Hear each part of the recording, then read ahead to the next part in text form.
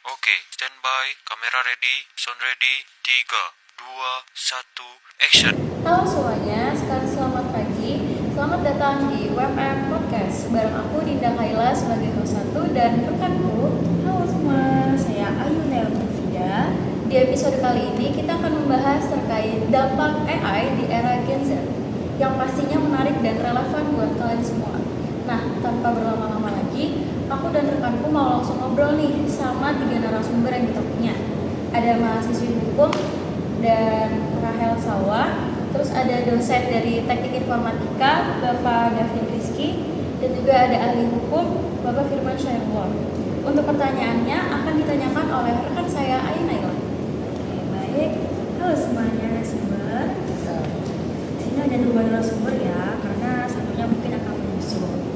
Baik, dengan Bapak Davin dan Bapak Firman ya. Ini kan temanya tentang dampak IA ya, baik Bapak. Jadi saya akan menanyakan menurut kalian semua ini ya, sejauh mana AI telah mengaruhi kehidupan Gen Z saat ini?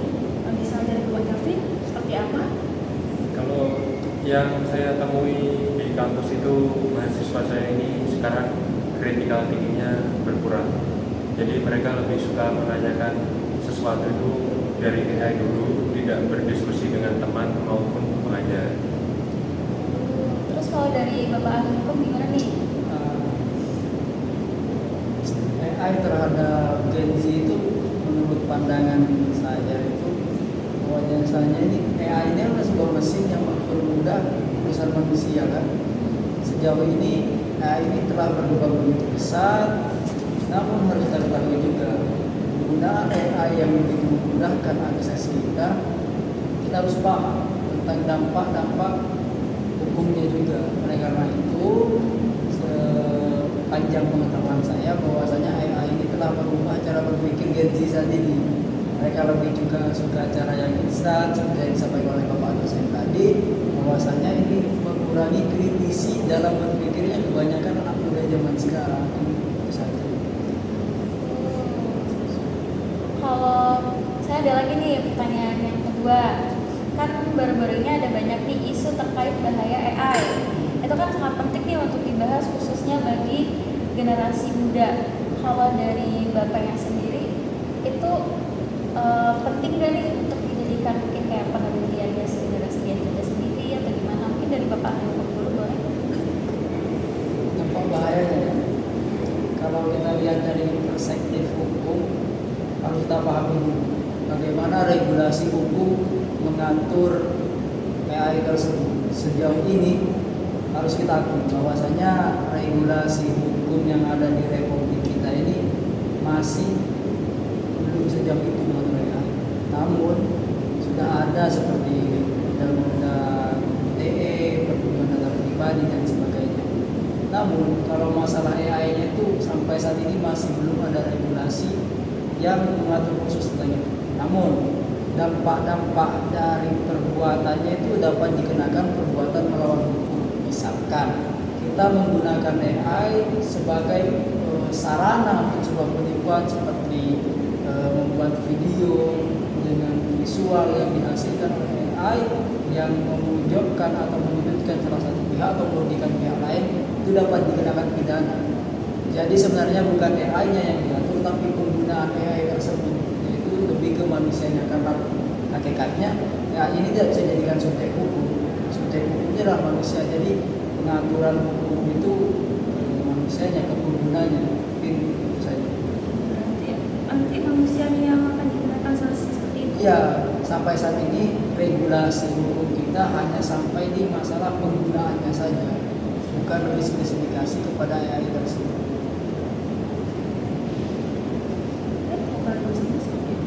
Kalau dari segi dunia pendidikan itu dampak negatifnya itu seperti kayak kurangnya etika plagiarisme. Jadi plagiarisme itu semakin meningkat dengan adanya AI dan mereka itu tidak perlu lagi mengetik, jadi tinggal copy paste itu bisa. Nah, menurut saya itu kayak gitu itu nggak baik lah. Mereka juga harus harusnya menyusun kata-katanya sendiri dengan kalimat sendiri, dan mengutipnya itu harusnya mereka cari dari sumber-sumber yang valid, bukan dari AI. Oh, baik. Di sini saya mau nanya nih terkait perannya dosen nih dalam mengontrol dan mengarahkan penggunaan AI agar tetap etis dan edukatif terhadap mahasiswa sendiri, gimana tuh Pak? Kalau dari saya itu batas maksimal di AI detektor itu biasanya 20%. Buat ini ya plagiasi. Ya, cek plagiasinya. Kalau lebih sedikit itu nggak boleh kan Pak? Itu nanti saya akan menyuruh mahasiswa saya untuk parafrase, namun bahasanya harus tetap baku sesuai UEB. Oh, maaf. Biasanya kalau misalnya dibaguin kan artikel tadi saya yang mahasiswa buat itu tetap terdeteksi Pak. Jadi itu bagaimana? Jadi biasanya itu kan saya menggunakan aplikasi itu namanya, mohon maaf ya, namanya itu Willbot. Nah, jika di Willbot ini di atas 20%, mungkin bisa dicek di aplikasi yang lain seperti ZeroGPT dan kawan-kawan. Misalnya ya, ini kan kita bukan saya mahasiswa Indonesia, berbeda pemikirannya sendiri, tapi tetap pas dicek di website seperti yang bilang tadi itu tetap terdeteksi AI-nya, padahal itu pemikiran mahasiswa sendiri. Itu bagaimana Bapak?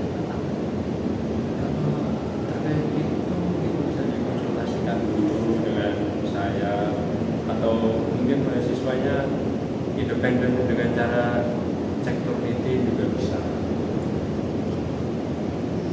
Oke, sekarang saya mau nanya lagi nih ke Bapak Dokter. Apa aja sih resiko hukum dari penggunaan AI yang tidak bertanggung jawab di kalangan yang Gen Z? Baik, tadi Bapak dosen membahas tentang plagiarisme.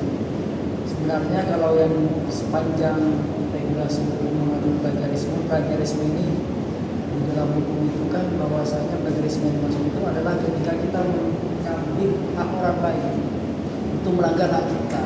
Sementara kan AI ini belum ada regulasinya. Apakah bisa dikatakan plagiarisme juga ketika kita men-copy paste itu hasil yang dihasilkan oleh sebuah mesin cerdas?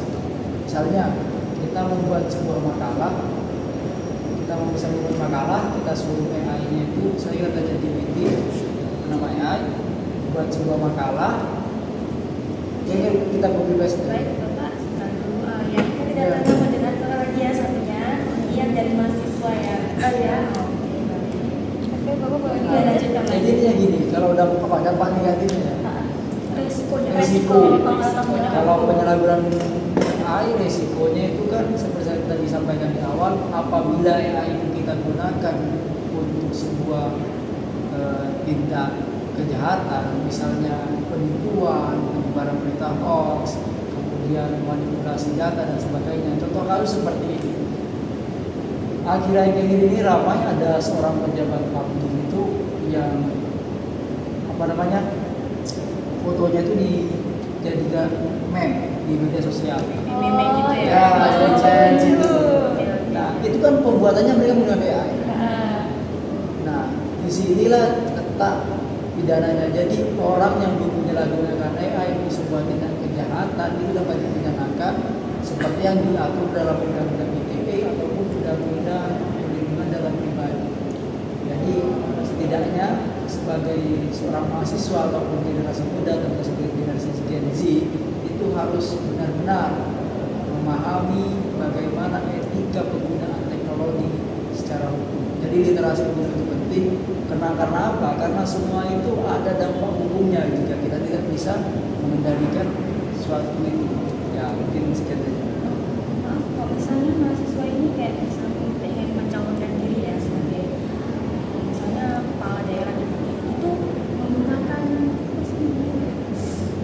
Baliho ya, baliho menggunakan kayak, AI. Itu apakah termasuk pidana apa tidak? Tidak, sekali lagi AI itu kan tergantung hak kita menggunakannya buat apa.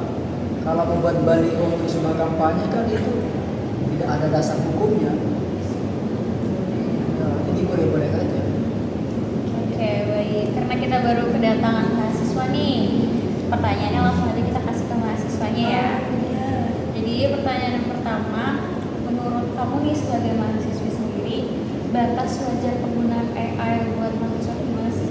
Mungkin ini ya nggak ada batas wajarnya. Mungkin kalau misalnya apa ke pakai AI itu juga bisa mempermudah gitu kan. Tapi kalau apa seharusnya kita harus memilih jurnal-jurnal dari lain sih.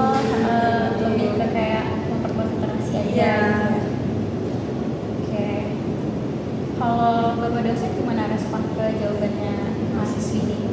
Ya benar sih Mbak, harusnya dari jurnal-jurnal yang sudah diterbitkan, jadi tidak asal mengutip atau mengcopy paste karya orang lain. Tapi kalau di jurnal itu nggak ada, tapi kan kita bisa menggunakan AI. Iya, hanya untuk referensi saja Mbak, Oh berarti di tidak sini langsung mengkopas. lebih ke alat bantu gitu ya AI-nya. Tapi harus diubah ya kata-katanya di jurnal itu ya. Iya. Tapi biasanya ya mahasiswa ini sering banget ngambil jurnal ini. Itu bagaimana tanggapannya Mbak dosen? Ya, kami kan itu pasti mencek dari daftar pustakanya. Kita lihat dulu isi-isinya ini copy paste atau gimana, apa dia menjelaskan dengan bahasanya sendiri, itu kan juga bisa dibaca dari kata-kata mahasiswa. Kalau mahasiswanya sendiri lebih benar apa? Pernah membuatnya sendiri langsung di jurnal kah apa gimana? Jujur ya. Berdasarkan pengalaman aja Iya, nih. pengalaman. Jujur ya, aku pernah ngasih ngambil dari AI, dari jurnal gitu. Tapi kayak ya udah apa berubah aja kata-katanya gitu. Jadi bahasa sendiri seperti itu. Itu pernah cek plagiatnya itu pernah mencapai 20 ke atas tidak? Oh, itu sangat pernah. Ya? Pernah. Oh, itu kamu ke para masih lagi atau gimana itu solusi? Di para Pas lagi. berarti. Oh, kalau misalnya dari para tapi tetap AI-nya 20 ke atas bagaimana? Ya itu diubah lagi kata-katanya. Baik. Ada lagi nih pertanyaan. Apakah Gen Z ini udah cukup sadar nih? Kan udah banyak nih di luar sana kayak poster-poster terkait bahaya AI dan segala macam. Cuman kan banyak tuh masih mahasiswa atau mahasiswa yang menyalahgunakan AI. Kalau dari kamu sendiri, kamu sadar nggak terkait yang sudah diingatkan di Sadar salah sih harus sadar ya gimana gitu. Nah, AI itu kan juga buat apa seandainya nih kalau jurnal itu saya kan sendiri bilang jurnal itu nggak ada, jadi kita bisa menggunakan AI tapi bisa menggunakan bahasa sendiri juga, tapi harus apa sih ya namanya apa sih tetap harus literasi lah ya. iya literasi. iya kata-kata sendiri ya Iya. Oke. Kalau dari Bapak Hukum gimana Pak? Biar Gen Z lebih sadar nih, lebih peka nih. Menurut tadi kan diubah terus gitu. Kalau diubah terus orang muak nih Pak. Iya. Baik, dalam konteks apa dulu ini maksudnya? Dalam gimana caranya biar kayak menyadarkan biar mereka ini lebih sadar lagi Harus gitu. perlu sanksi kata pidananya gitu. Ini penggunaan AI itu kan saya lagi sampaikan tergantung bagaimana kita menggunakan AI tersebut. Jadi kalau kita lihat dari perspektif hukumnya sampai saat ini, bahwasanya bagaimana mahasiswa, bukan mahasiswa ya, seluruhnya lah, seluruh elemen itu bisa menggunakan AI sebagaimana mestinya, itu harus ada regulasi-regulasi yang jelas. Kalau tadi masalah plagiarisme itu di dalam hukum tidak ada plagiarisme yang tentang AI. Plagiarisme tentang AI itu diatur dalam undang akademik. Sampai saat ini masih itu ada di ranah undang akademik saja. Bagaimana pihak dosen memberi batasan plagiarisme berapa persen, ya universitas ada. Kalau di dunia hukum sendiri, regulasi hukum yang ada di Republik saat ini kan tidak ada yang mengatur plagiarisme yang berdasarkan AI. Plagiarisme itu adalah ketika mengambil jurnal orang lain tanpa mencantumkannya atau mencantumkan sumber aslinya, itu sudah pelanggaran hak cipta kan, namanya juga. Dan kalau untuk menyadarkan ini, saya rasa sampai saat ini belum ada jawaban pasti dari secara regulasi. Berarti lebih ke individu lah Ya, individu masih. Tapi ada nggak bapak ini berpikir buat sanksi-sanksi seperti itu? Harusnya memang fakta lapangan hukum itu kan, hukum itu seringkali terlambat dengan perkembangan zaman. Jadi ketika sudah ada suatu permasalahan barulah hukum itu. Kalau hukum itu terjadi asbabnya ada sebuah permasalahan di awal. Makanya harusnya regulasi hukum kita itu harus ada yang mengatur penggunaan AI, karena kita ketahui AI ini semakin hari akan semakin berkembang dan penggunanya semakin luas. Jika tidak ada regulasi yang jelas mengatur itu semua, maka indikasi kemungkinan tindak pidana yang dalam penggunaan AI itu akan semakin besar. Makanya perlunya pengaturan regulasi yang jelas. Ya, ini kita sampaikan kepada pihak pemerintah, menjadi tanggung jawab pihak pemerintah mengkaji ini. Kita sebagai seorang ahli hukum hanya bisa menawarkan saran-saran atau regulasi hukum seperti apa yang cocok. Tapi keputusan puncaknya tetap ada di pemerintah. Oke, baik. Berarti kesimpulan dari podcast kita kali ini adalah bagaimana cara individual tersebut berpikir terhadap menggunakan AI ya Pak ya, dan kita mengatur saya sendiri. Kali ini AI ini kampus kita, jadi kita harus bijak. Iya. Seru banget ya temanya. Iya, seru banget ya guys. Oke, sekian dari kita. Terima kasih karena sudah mendengarkan podcast kita dari awal hingga akhir. Aku Dinda Kaila sebagai host 1. Saya Ayunia Fida sebagai kelas 2. Mari kita tutup WMM podcast kali ini. Bye-bye.